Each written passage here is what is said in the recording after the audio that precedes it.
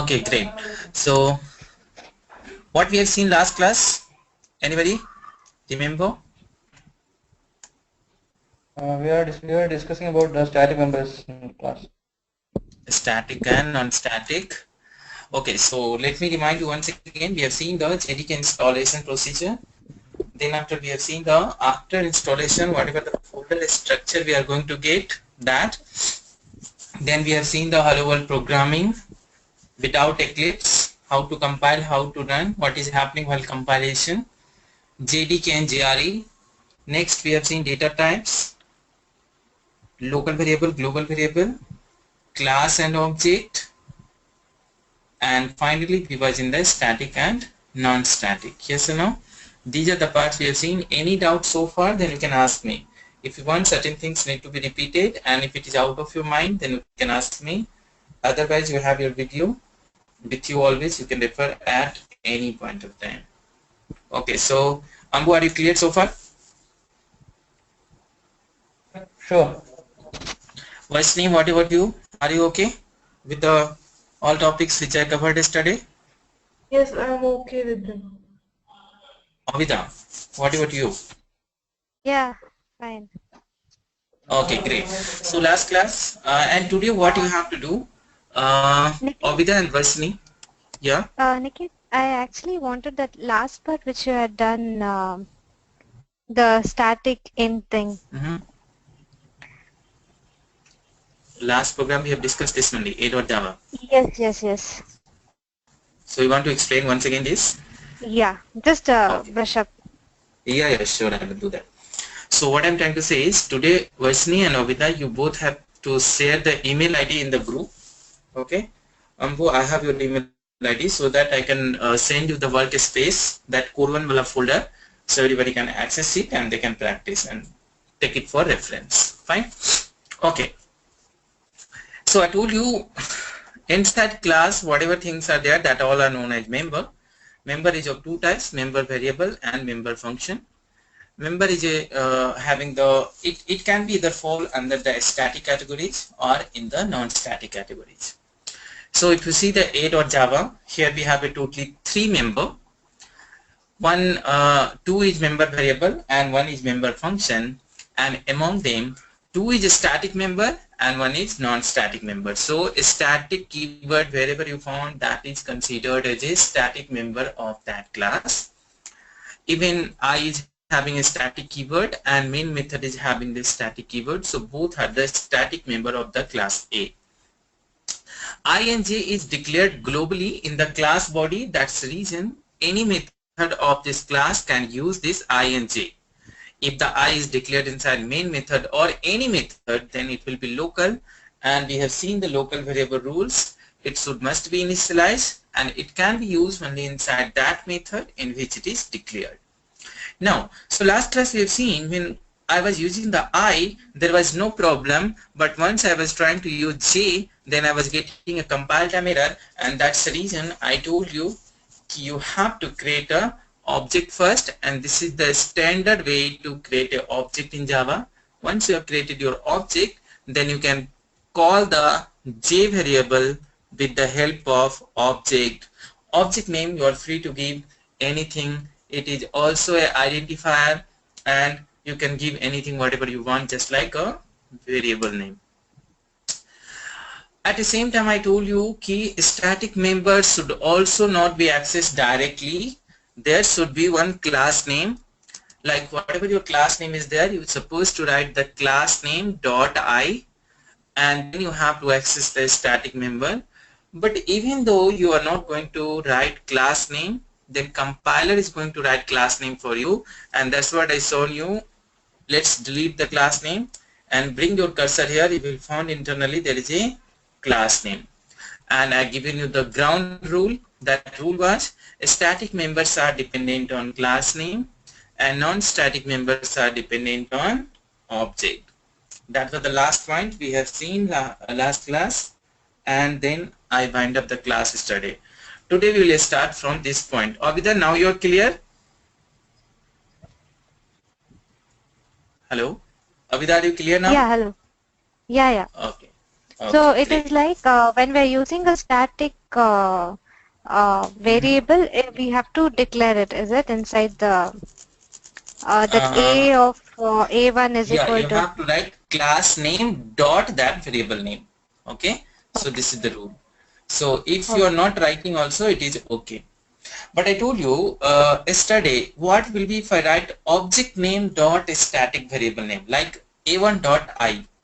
Ambu, can you guess Yeah, it's just a giving it just a warning. what it's giving? A warning message. Also, it's also produces the same output. Okay, But Varsni, have you tried calling the static member by object? Yes, I tried it. I got the same output. Oh, you got the same output. Great. Avida, what about you? Have you practiced over this? No, actually, I was trying to set the path for my the this System, Java but you path, was but I was not. not able to do it. No, I was What not about able right to do now? it. But Still not? right now, no, actually, my laptop is. I'm not given admin rights, so I'm having little Oh, trouble with that's it. why. Hmm. Yeah, So you have to get but admin, right? Eclipse is working fine for me. So then fine, no, someone has already set the path for you, so it's okay. No Yeah, problem.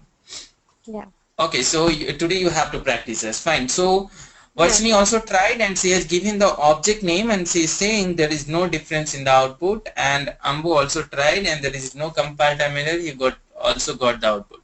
Let's try to give object name in front of the static member.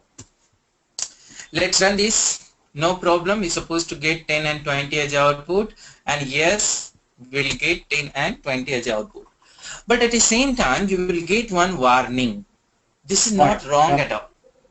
But you will get one warning, guys, and this warning is saying to you, the way you are accessing the static member is not correct. Because I told you, static members are dependent on class name. And what you are trying to do? You are trying to load, access the static member by non-static. Still your compiler is saying, fine, I will replace your object name by the class name internally, but you will get one warning, and if you bring your cursor over this warning, it will tell you the static field a.i, can you see compiler has modified it once again as a class name.i, should be accessed in the static way, and the static way is nothing but class name. So still okay, no error, no compile time error, you can run the program, but yes, you will get a warning. So try avoid using the object with a static member. Fine. So this is one of the example we have seen last class. Now come to the b.java. Just have a look here, guys. Who can tell me? We have a static int I without initialization, that is global. So definitely it will take the default value, and same variable name we have as a local also. Now someone have to tell me, if I am printing I directly, then which I will be printed, local I or global I? Guess your output, think properly, apply the logic. So scenario is now, we have a local variable also by the same name I, and global variable also by the same name I. We can do that. We can't give two times like this way, it is completely wrong. But one global, one local by the same name, it is possible. So Varsni, what's your output? 0 or It will take 20? a local I. It will take local I. It will take local. What about you, Avida? Yeah, it will take local I. And Ambu, you? Yeah.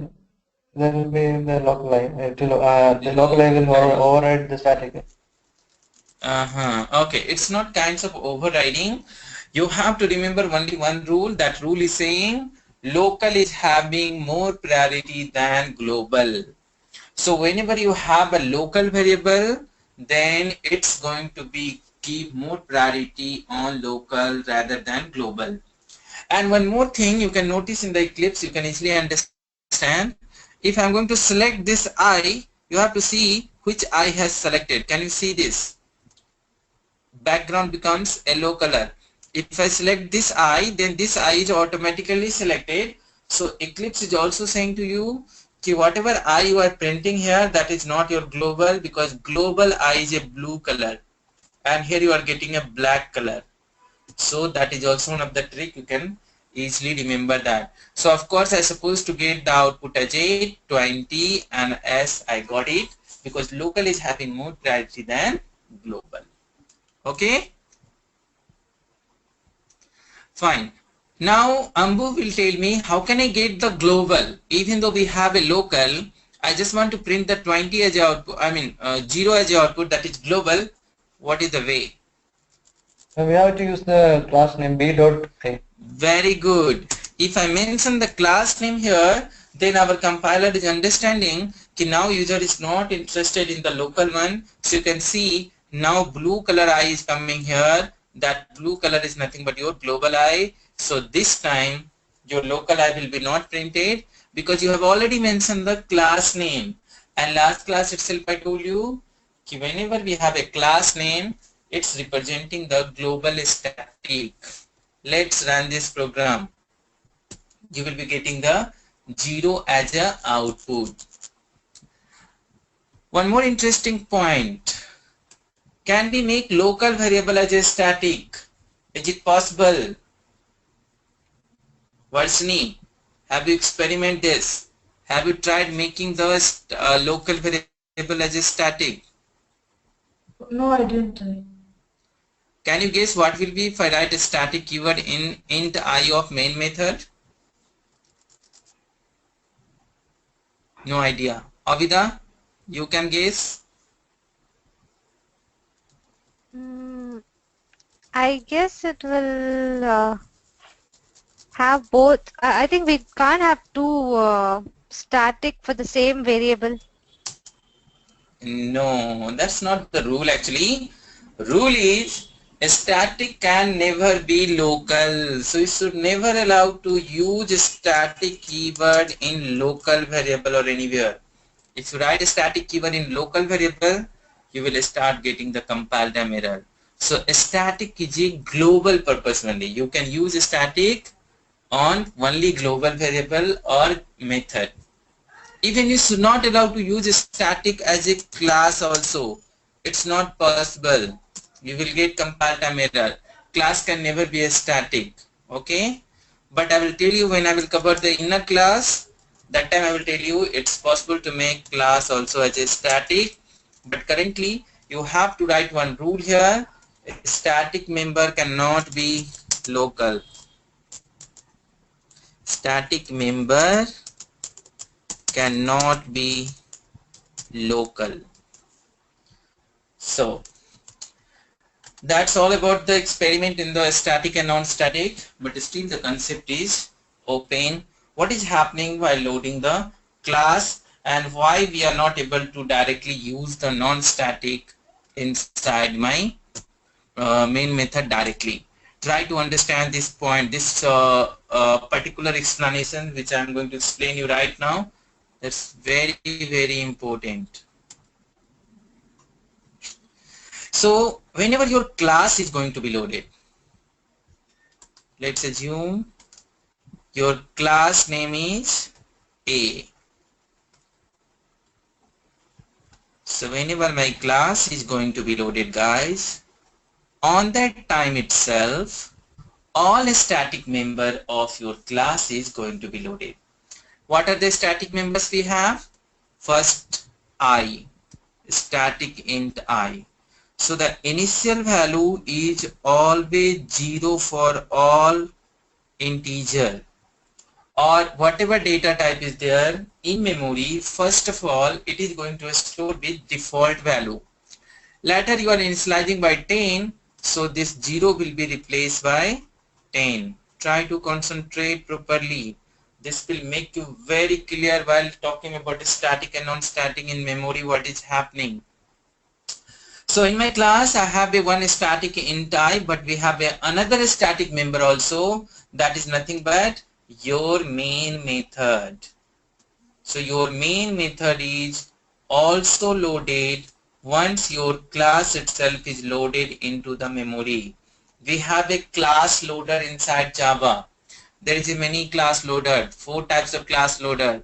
One is bootstrap class loader, one is system class loader, one is I forgot the name, what's name that. So bootstrap class loader is what's doing, it is going to load your class, and system class loader is going to be load the all libraries and all.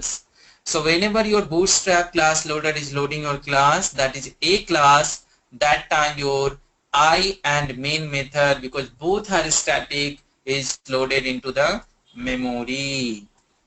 Let's assume you have a 500 static members, then all 500 static members will be loaded while loading the class itself. And that is the reason you are able to print the I without any restrictions, because it is already loaded into the memory. Now you understood why compiler was not giving error for the I, because what happened, I was trying to draw now, drawing lost. Just a moment guys, I'm supposed to get my drawing, yes, it's there. So we was not getting error for I, the reason was I is already loaded at the time of class loaded, but J is not loaded yet. When J is going to be loaded? Once you are creating an object, then your all non-static members are start loading into the memory. So in my class currently we have only J, which is non-static. So J is going to be loaded into the memory first by 0, and later it's going to be replaced by 20.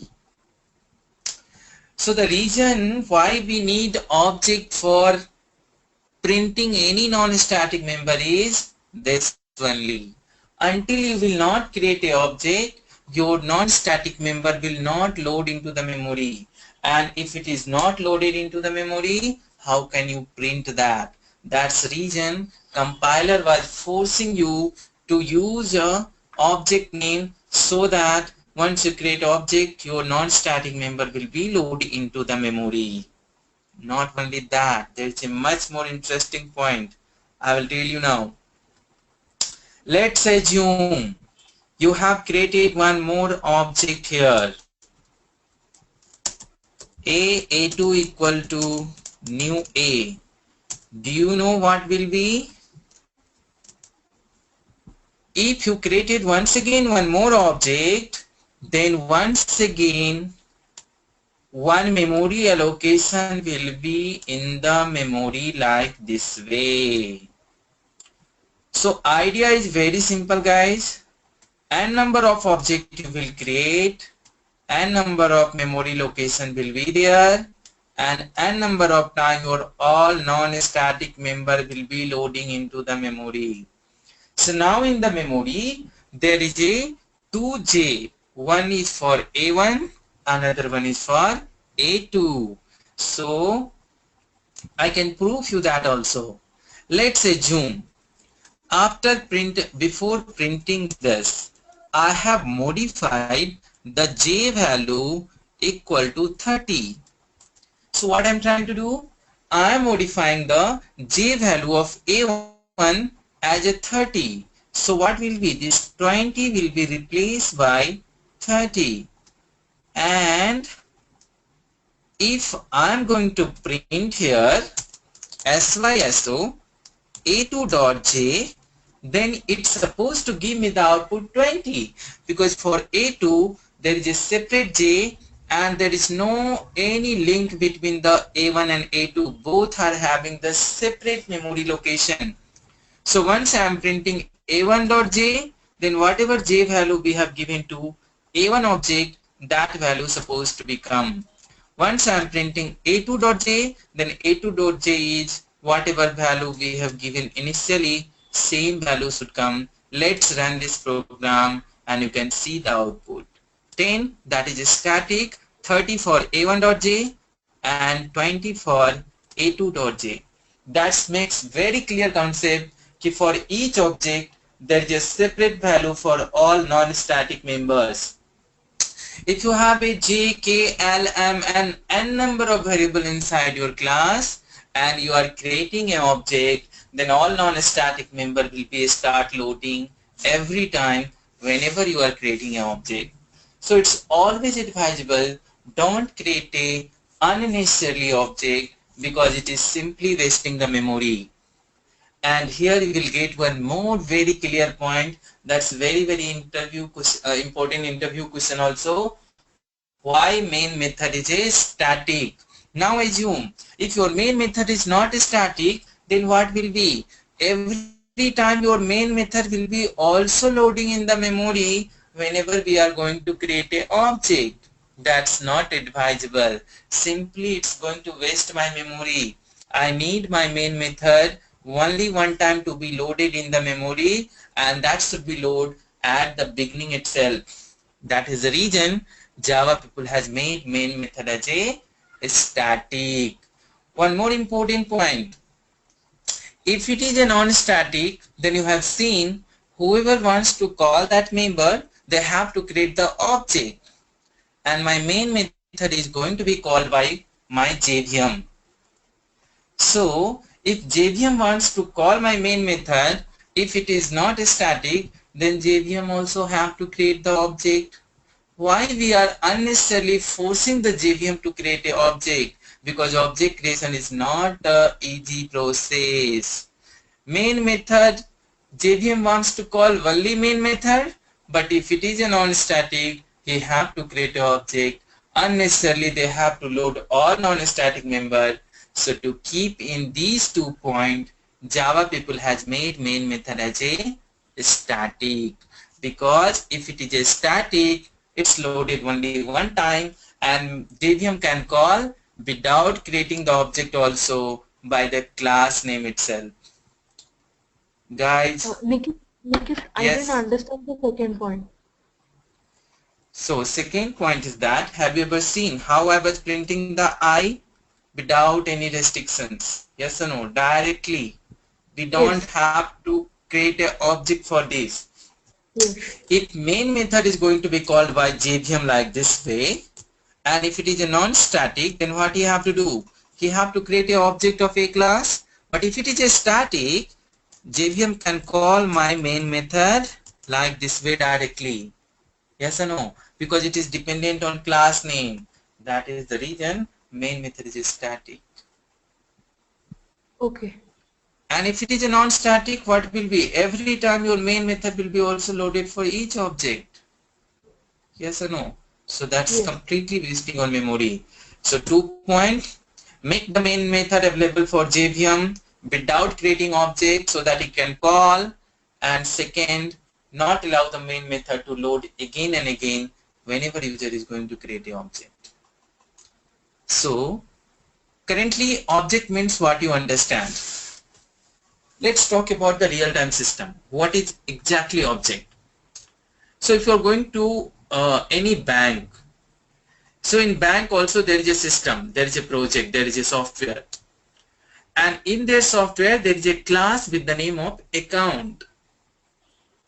So whenever any account is going to be open, that time one account class object is going to be created. So n number of object is creating for account class. The meaning is very clear. N number of customer has opened their account in that bank. So similarly, let's consider this is the customer number 1. This is the customer number 2. This is J is nothing but it is an amount for one customer. This J is nothing but amount for another customer. So they have to maintain object for each customer in their memory with their corresponding details. So currently I have a J, but if you talk about account class, then there we have a customer name, customer account number, customer address, customer mobile number. So for each customer in the memory, like this way, separate value is going to be stored. If it is a static, then we can't do that again and again. because it is loading only one time. So now here you need to understand one very clear point, when to go for a static and when to go for non-static. I have a separate program for static and non-static. So what I'm trying to explain you,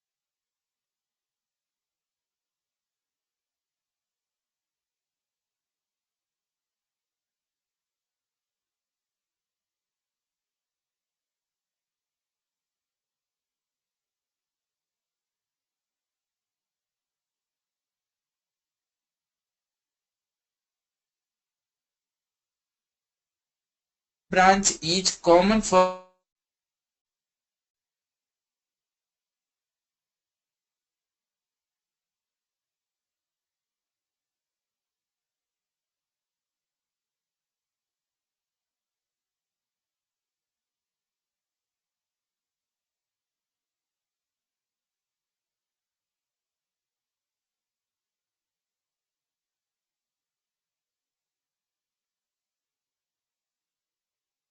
TJ, another fields, mobile number, account number, which is frequently changed for all customer. So you should not allow to give as a static, because if it is a static, it will not bind with the object. It is independent from the object. That's the reason I given you a very clear point here. Static members are dependent on class name and non-static members are dependent on objects. So overall, I just want to explain you that what is happening once you are going to create an object in your class. So all non-static members is going to be loaded in the memory like this way. Ambu, clear with this static and non-static? Yeah, sure. Vaishni, what about you? Nikit, so this is the reason when we try to access a static variable using object, we get a warning because that is not loaded into memory. Yes, exactly. That was the reason. Even compiler is knowing the memory structure. What exactly your compiler is knowing? He is going to see in the memory if they are available and with which it is available. So here compiler is checking I is wrapped with, bind up with the class name, and user is trying to access. So static is not available with the object memory object. Correct. Exactly. Avida, I want your comment also. Yeah, Did Nikhil. you A understand little this bit flow? confused. Where is the confusion? Come on, ask me. I will repeat for you once again. The object thing, whichever you told. So what I'm trying to say is, object is nothing but it is a real-time entity. So in real world, every object is one of the, from banking perspective if you talk, every customer is one of the object of bank, and every customer is holding their own details. So whenever they are opening the account for any customer, then they are going to create an object for that customer like this way. So now A1 is nothing but it is one of the customer which is holding the all details of that. Don't worry, I will come on that later. We have a constructor topic next. There I will explain you what is happening. I have a separate class also, account class, that you will understand. But here the things need to be understand is a static and non-static difference. What is happening once we are creating a class, loading the class, and what is happening once we are creating an object. Forget about the real-time scenario. Concept you understand or not, Abida? That let me know. Yeah. Okay. Usage is still confusion. Maybe confusion because I didn't give you the account one example currently. So wait for right moment. The uses of object and static, non-static will be also very clear.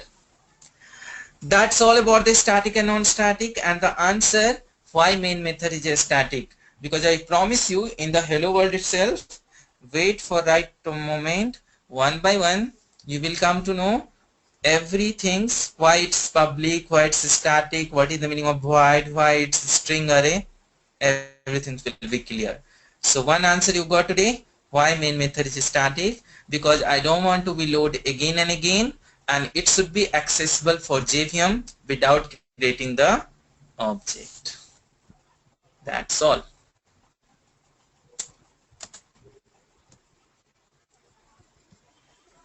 Okay, so how many people are knowing about the method? We have a method and function in every programming language. So these all are the basic things.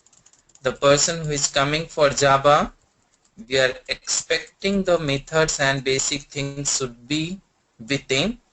So what do you want? I can proceed with the further topic, or you want the brush up on method also? Tell me what's new. I'm fine with them. Like in C, anyhow, we have like functions, right? What's fine with? Not much. To skip this topic or to having brush up on this? What about you, Avida? Let's ask to Avida. See the final. A quick brush up. Okay. Okay. Just a Fine. difference. If just the difference is told, also is fine. Okay. Fine. Let me give you a scratch.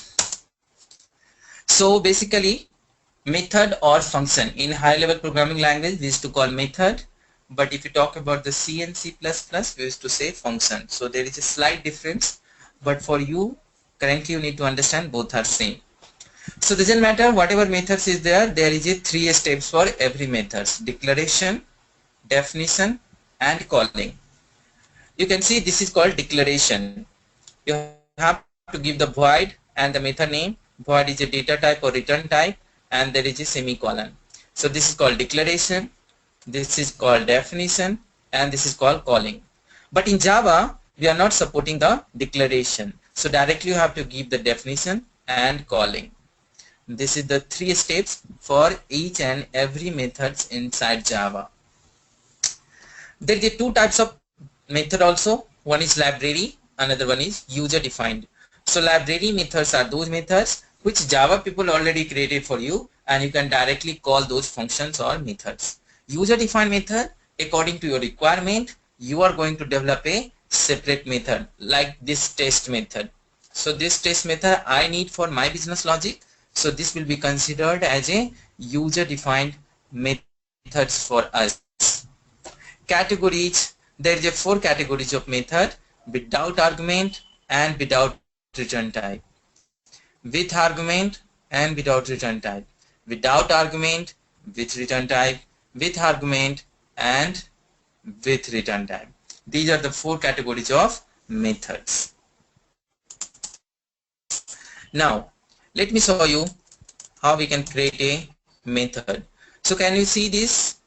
Just like a normal members, methods can also be static or non-static.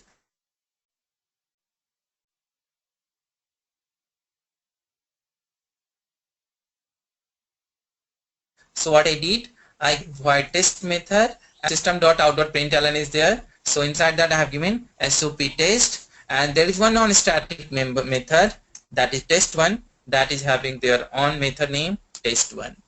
So now totally we have 3 members in this class. All are member function or member method. There is no variable, but you are open to have variable. It's not like that. We can't have method and variable together. Yes, you can. As usual, if I want to call this test method, before that you know these things, if I not call this test method anyhow, doesn't matter, it is inside my program. But if I not call these methods, I will be getting only main as a output. The reason is JVM is always calling your main method and it is executing from top to bottom. So if it is not found any link from main method to another method, it will not execute that. So that is the reason I have given here object I have created, because this is non-static, and for calling the test1 method I need the object. But it is a static, so we can call directly, but internally as we know there is a class name. So if I run this program, the start from top to bottom execution will be start. It will create a object first, so automatically test1 method will be loaded into the memory. Then it is going to call the test method. The first output will be test, second output will be test1, and third output will be main. This is the 2 user defined method inside my program.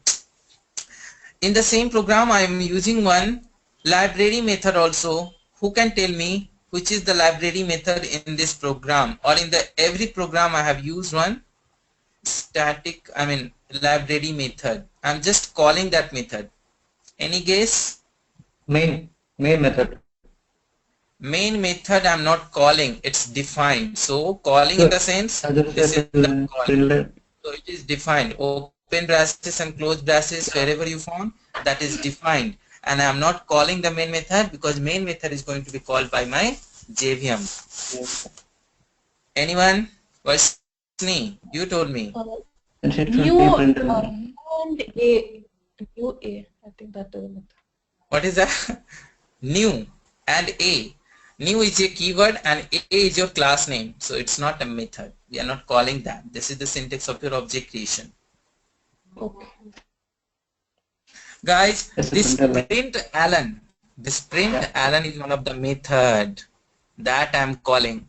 But you must be confused why it's called like system.out.println.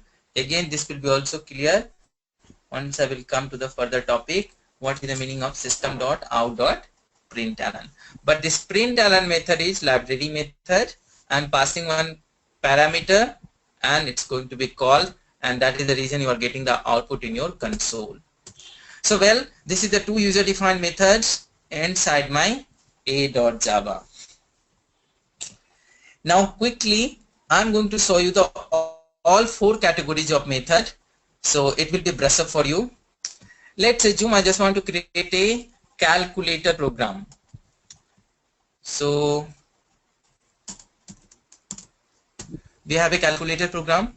Inside that, I suppose to have a four method, and those methods are addition, subtraction, multiplication, and division. So before that, one more thing you need to be very clear.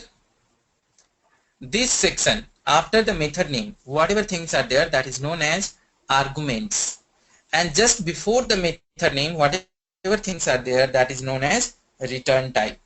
So here void is a return type, and since we don't have anything inside the open parenthesis and close parenthesis, so this is nothing but no argument. So currently, if you found void, then blindly you can say this is without return type.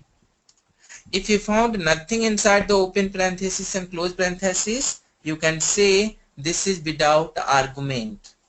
So the example so far we have seen, that is nothing but without argument and without return type. Come to the calculator.java. So here the first method is holding the void keyword.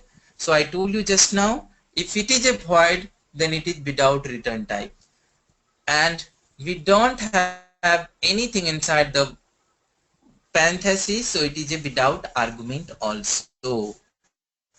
So this is the first function of my calculator, addition, and the logic I hope everybody is understanding. For addition purpose, we need two variables, a and b.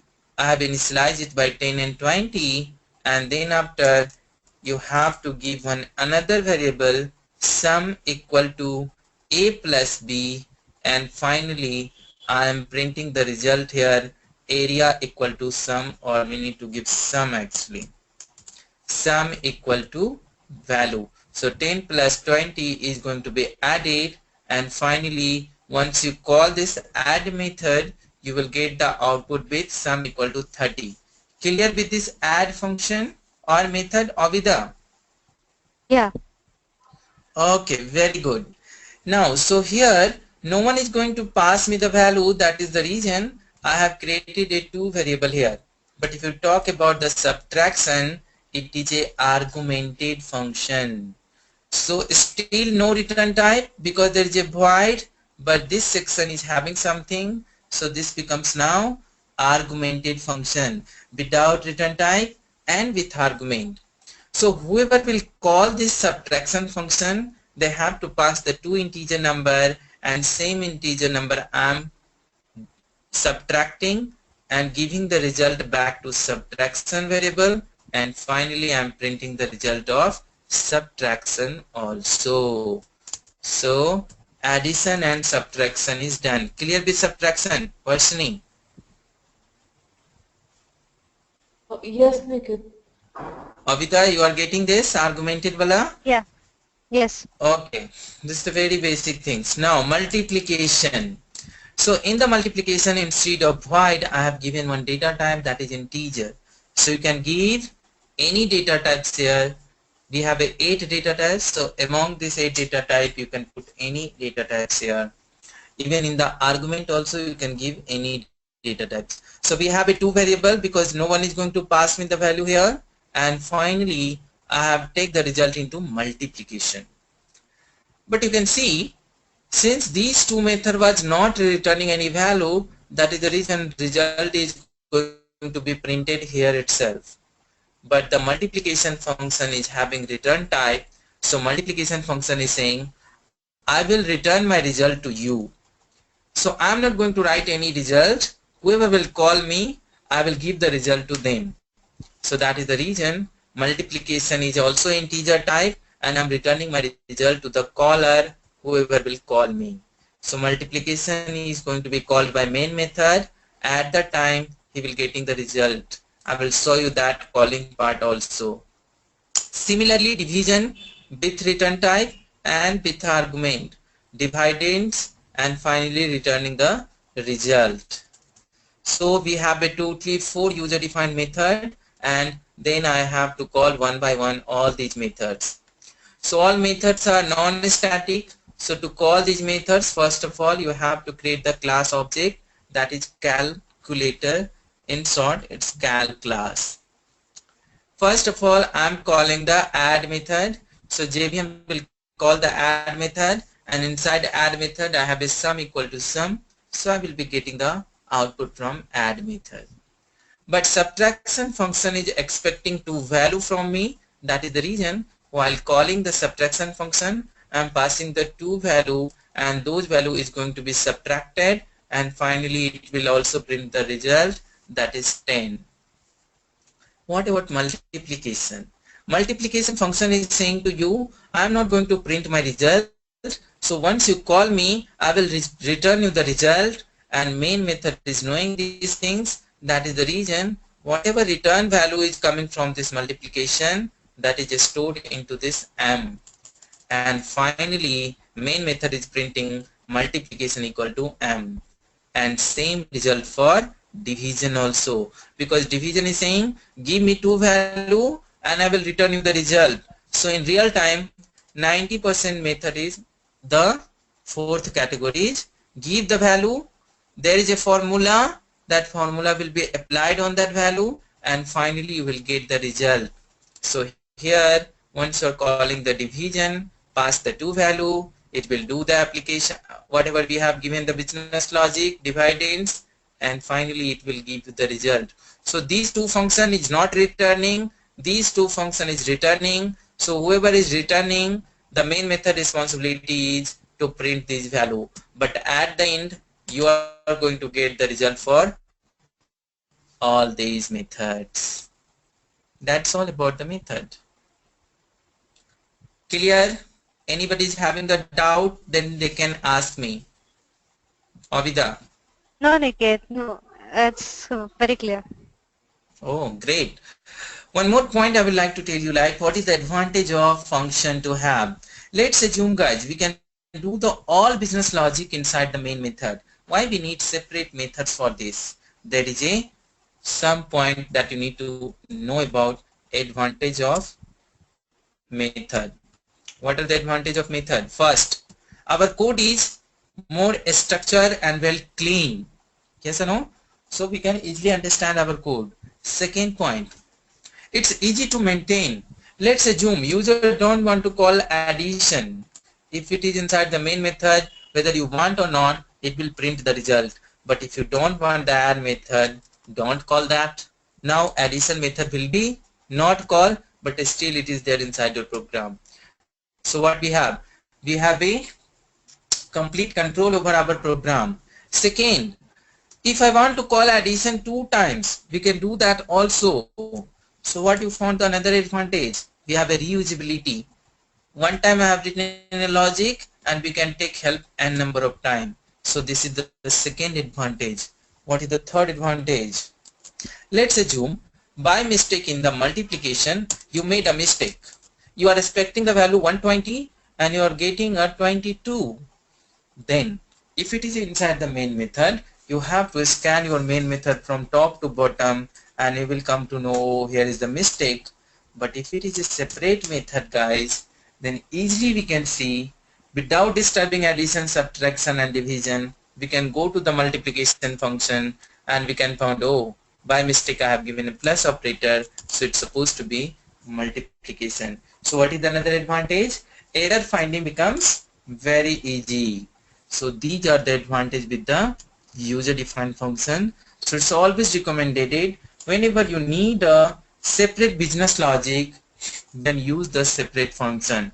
Let's say you want the employee list, then you have to give your method name get employee list. If you want to get interest, then you have to write get interest method. So don't write everything in the same function. It will be confusing and maintenance will be very difficult. So give proper name to the function and use the separate function for every business logic. Clear, guys? Avida, any confusion?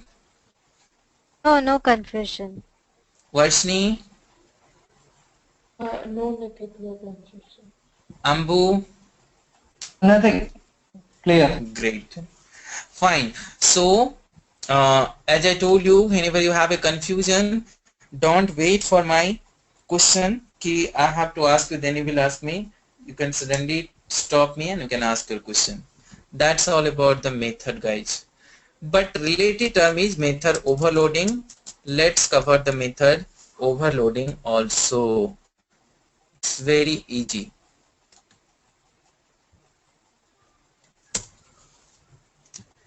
Can you see inside my class A, we have a small method called void test method, and which is a without argument. So whenever I supposed to call this test method, I have to call like this way. If it is not having anything, this is not allowed to pass. This part is known as argument and this part is known as parameter. So let's run this. I have to get without argument as a output. But what will be if I'm trying to give one more method like this way?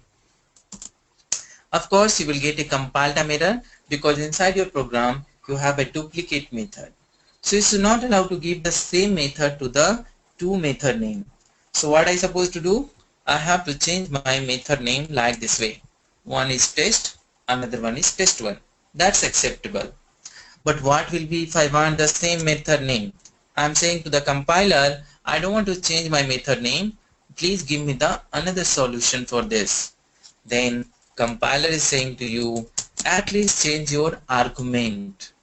The reason for compilation error was, compiler was confused. He was asking you, okay, whenever you will call test method, then which test method I have to call?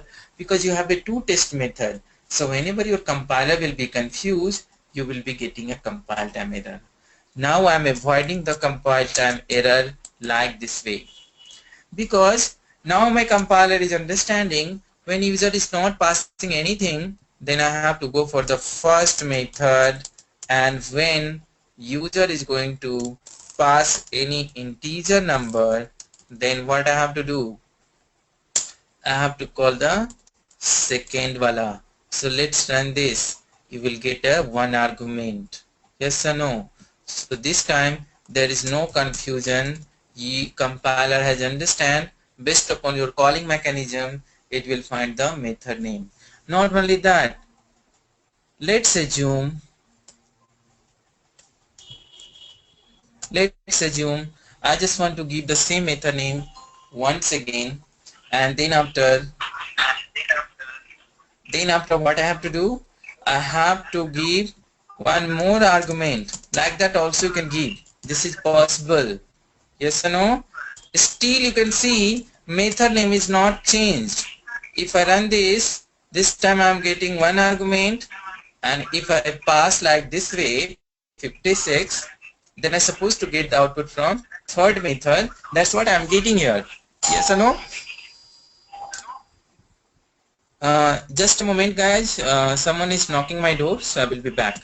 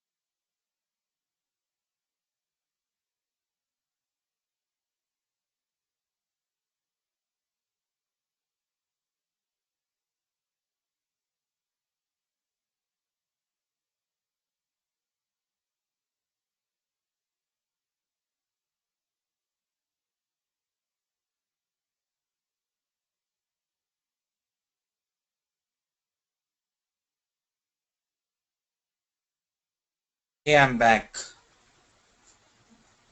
So, what you have found here, we can maintain the same method name, but at least we have to avoid confusion of calling, so you have to change the argument section. If let's say you want to use the one argumented once again, then at least you have to change your data type like this way. This is also acceptable. Whenever you will pass integer number, compiler will call the add function.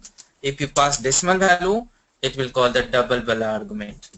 So this is nothing but your method overloading. That's all. So how we can define this? Whenever we have same method name but different number of argument or different type of argument is known as method overloading. Come on, understood or not? Varshney? Yes, I understood. Wavida? Yeah, understood. Clear. So that's all about the method overloading. Do some more experiment over that. Take your homework also. What you have to do? You have to create one area class, and inside that there should be a four function: rectangle, triangle, square, and circle. Fine. So what I want, you have to create one class area, and inside that you have to give four functions just like calculator, and you know the formula for this rectangle: length into breadth, triangle 1 by 2, base into height, square 4 into a, circle 2 pi r square. So not 2 pi r square, it's a pi square, pi r square. So apply the formula, use the all categories of function. Just do hands-on experience. This is the homework today. Fine. And whatever program I'm going to teach you, that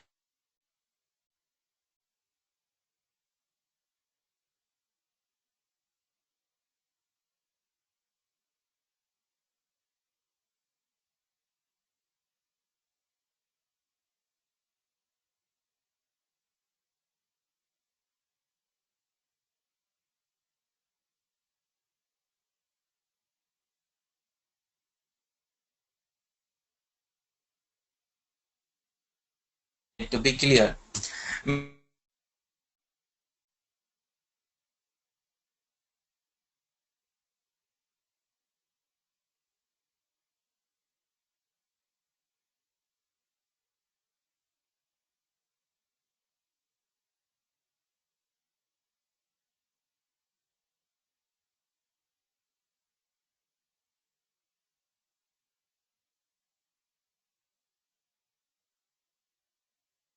Not a method overloading, you can see still you are getting a compile time error, because confusion is while calling.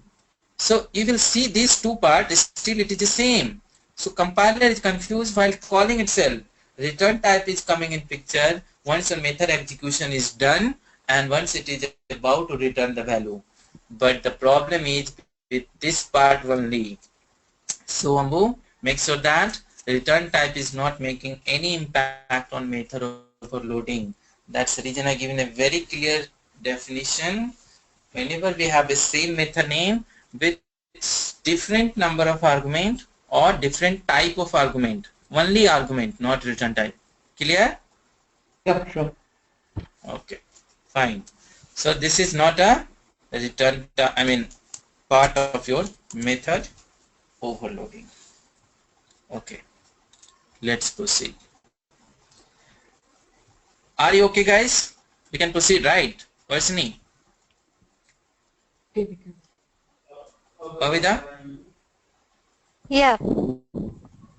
Okay. Let's proceed further. The next topic is constructor.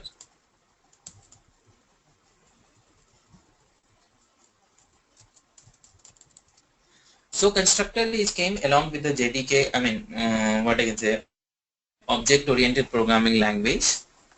So if it is a class and object, you have a constructor. Similarly, in Java also we have a class and object. So we must have a constructor. Constructor is very, very important, need to be understood very clearly.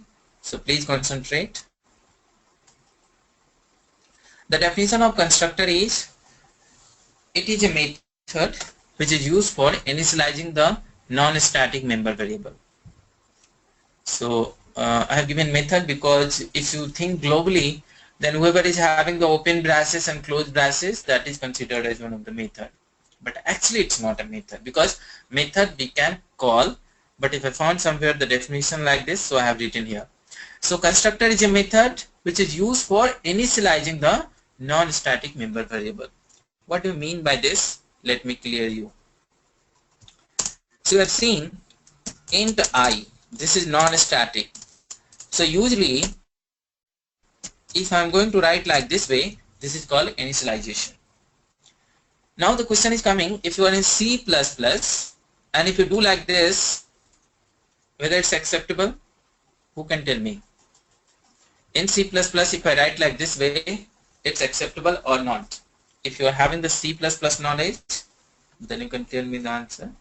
Otherwise, let me tell you, it's not. You will get compile time error because initialization of variable cannot be directly inside the class body. You must have to maintain one constructor.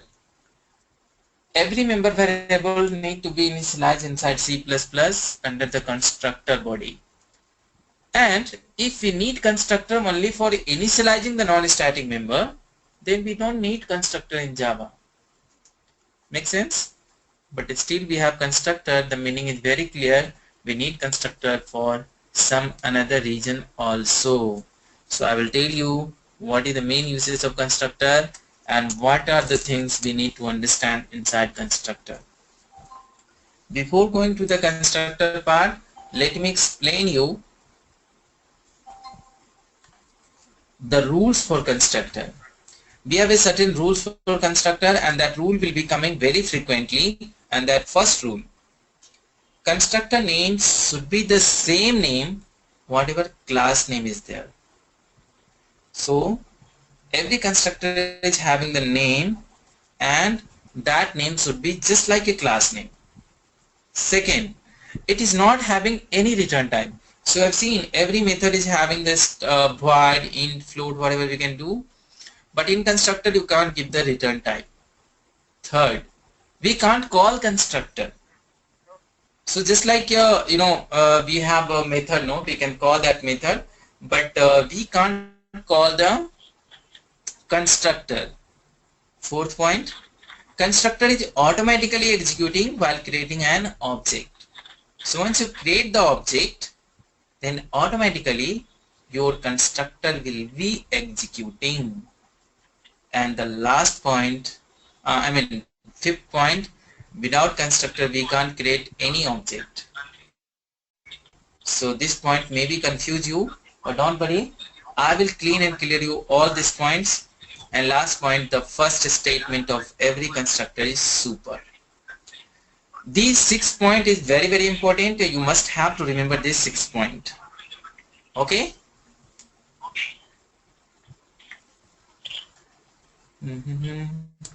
Let me show you what exactly the constructor is. It's a very simple class A. Inside this class A, how to define a constructor? As I told you, constructor name should be the same name. You have to give the name as a same name, whatever your class name is there. Since it is a method, so it must have the open parenthesis and close parenthesis, and of course open braces and close braces. That's all. This is the constructor inside Java. If you have a B class name, you have to change the B class name. Whatever your class name is there, only the class name need to be changed. And inside this body, you can write like this way, constructor1. Whatever you want, you can write. As I told you, you should not allow to give any return type. You should not allow to do like this. It's not acceptable. Even though if you are going to give this void keyword like this way, and you are thinking it is, then no, it becomes one of your method. And just like a method, you can give the any name to your method, even though it is a class name. So people are thinking it is also a constructor, but make sure that guys, this is not constructor. Constructor is not having any return type. Now, so first point was constructor name should be the same name, whatever it is class name. Second was it should not have return type, and we have fulfilled the both point. Now go to the main method and try to create a object. As I told you, we can't call the constructor. Constructor is automatically executing once we are creating an object. And of course I did. I create an object inside my class A, inside the main method body.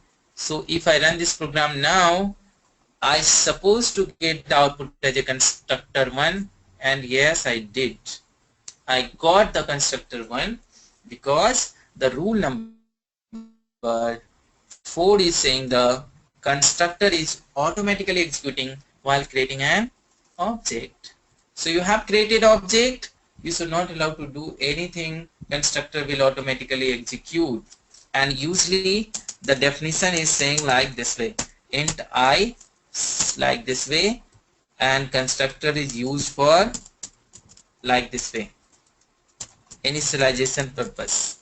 If you are in C++, you must have to initialize like this way only. But in Java, here also we can initialize in the class body. It's acceptable.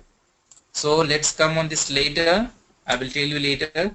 But the definition was saying this point only. If you have a member variable that is non-static, you can initialize with the help of constructor.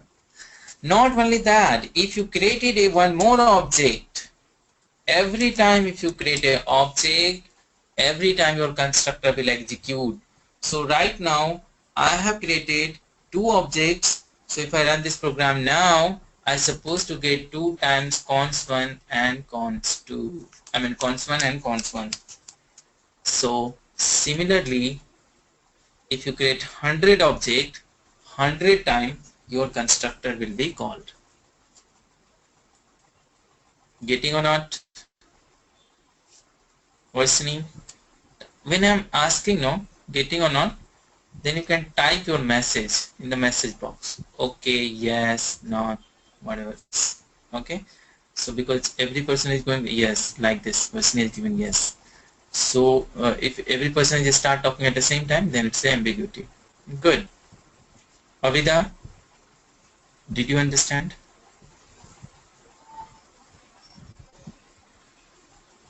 Avida, are you there? Are you with us? Yeah. Are you getting the class constructor? Yes, I understood. Okay. Good. Going well. Now let's assume I am passing one parameter to the second object. Of course, I am getting a compile time error. The reason is compiler is expecting one more constructor inside your class which should have one integer argument. So just like your method, you can have constructor also like this way.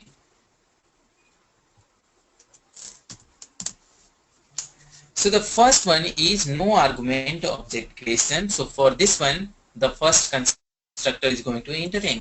Whenever you are passing any parameter which is integer type, then make sure that you must have one more constructor inside your program that is having one integer argument, and that's the line number 5 is saying without constructor we can't create any object. Still that point will confuse you. Just wait for right time, I will explain you. So now we have a two constructor and two object. If it is a similar type object, then you can take uses of the same constructor. But I have changed the parameter. So now compiler is saying to you, once you are having the parameterized object, then you must have a constructor inside your program with the argument. And this is known as constructor overloading, because here also there is the same name but argument section is changed. So if you are clear with the method overloading, then constructor overloading is also very easy. Like this way, if you want, you can create one more object, and let's run this first. You will get cons1 and cons2. First is for first constructor and second object is for second constructor. Order is not matter, guys. You can write first wala second and second constructor first. That's not make any impact. But while running from your program, main method, whatever was first, that will be executed first. So it's not like that. The no argument should be first argument should be second. No, you can exchange the place. Let's say you want to create one more object with two arguments. Yes, you will get again error, and make sure that every object must have the unique name. So again, it's a local variable, and local variable should not have a duplicate name. So we are getting error because it is saying you don't have a third type of constructor that is holding the two integer argument. So if you click on this error, then automatically Eclipse will give you a suggestion also. Do you want to create another constructor in your program? The last one. If you click on this, check it out. Eclipse has did your job. So that is the reason this is the first choice of every developer, guys. We have a many shortcut key. Similarly, let's say I'm just going to show you. I'm having the test method here directly calling. So again, compiler is going to give me error. It is saying where is the test method defined. So if you click on this error, then Eclipse will ask you, do you want to create this method? You have to say yes. Check it out automatically. Private static void test method has created. So not every time, but I will tell you for a practice purpose right now you have to do everything by your side. But once you are in the organization, we need to take care about timing also. So we have to take these shortcuts helps. Okay, let's remove it right now. So now we have a 3 constructor, and under this constructor let's try to give cons3. Yes or no? Run it. Cons1, cons2, cons3. Let's say you have a 3 constructor, but you are not creating the object for all this. Then don't expect all constructor will call. If I run it, then what will be? Only cons1 will be called or execute, because it doesn't matter you have the constructor inside your class, but until you will not create object for those constructor, that constructor will not execute. That is the reason cons2 and cons3 has not executed. Clear or not? Type the message. Getting or not? Okay, super. Good. I'm going so fast, guys, or is it okay?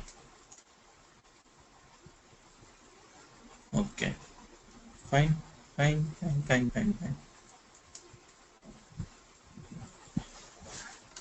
Now, the confusion is not that actually. Confusion is line number 5, I guess. Without constructor, we can't create any object. What is this? Last class also we have created an object. Today class also we have created many objects.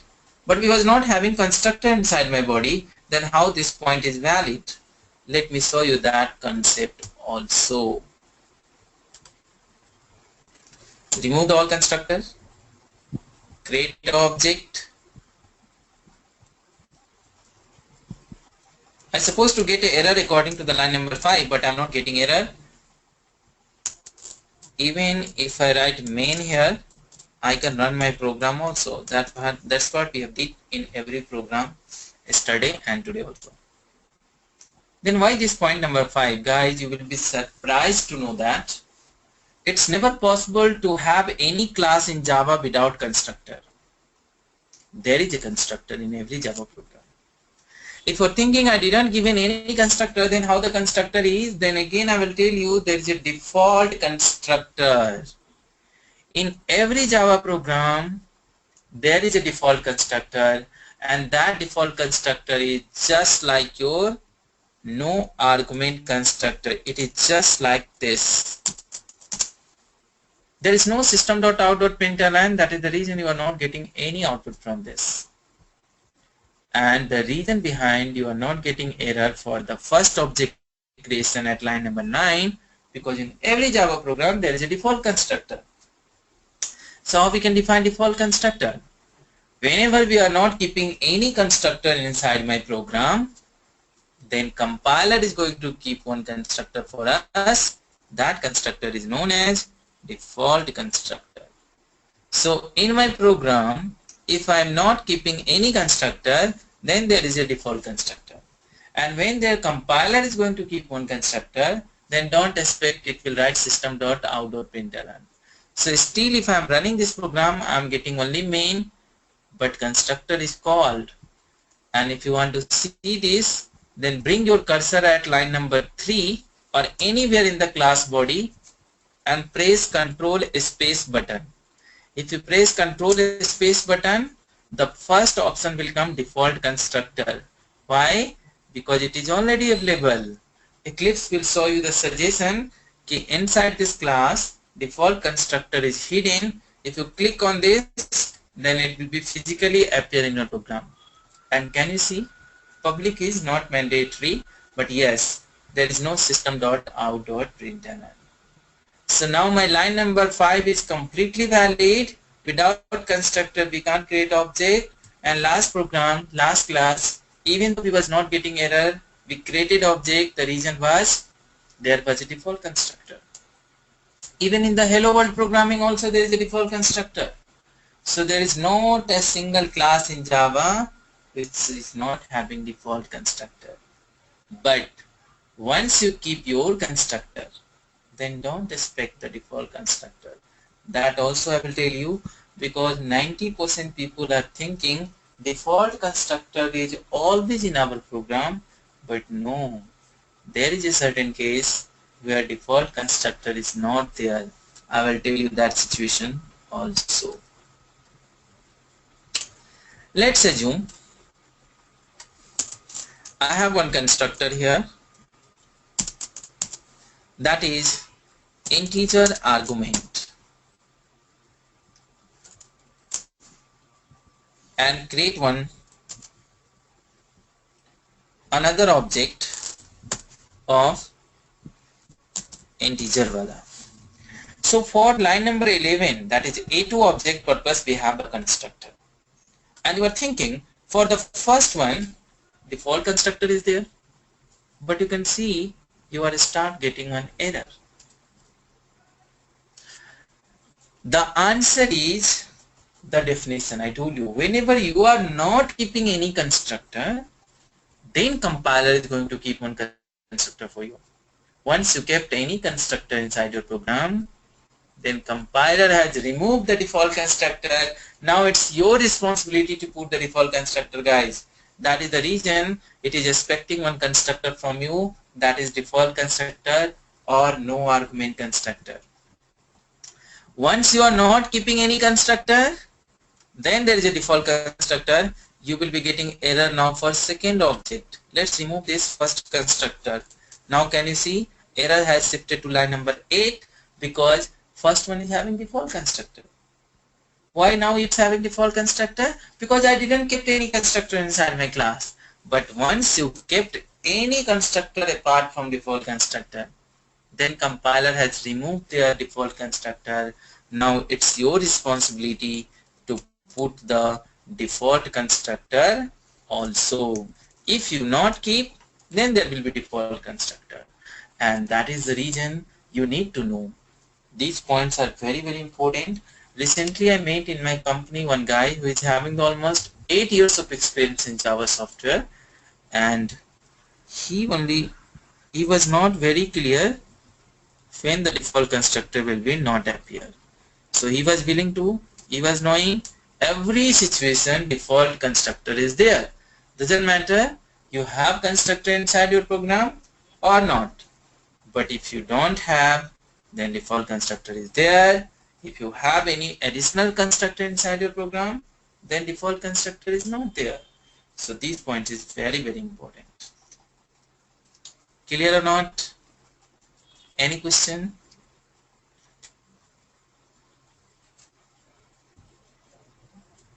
Come on. Understood?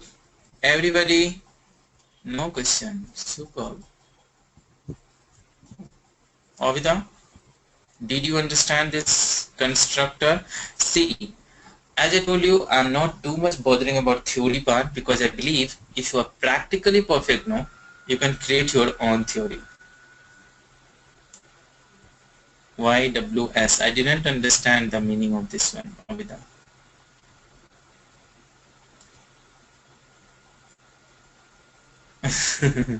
Yes, okay, you understand. So theory is available at the internet also. There is lots of books. My intention is to make it perfectly in practical. So whatever definition I used to give to you, like method overloading, I didn't refer any book. I didn't read any internet tutorial for this. This is my definition. Maybe layman definition, but it's perfect because practically I have given you the example. So the whole session will be coding. Theoretical knowledge you will get everywhere, even in college also. But in our, and that's the reason it's a corporate level training. So whatever concept I am hitting currently in our class, that will help you in development. Fine.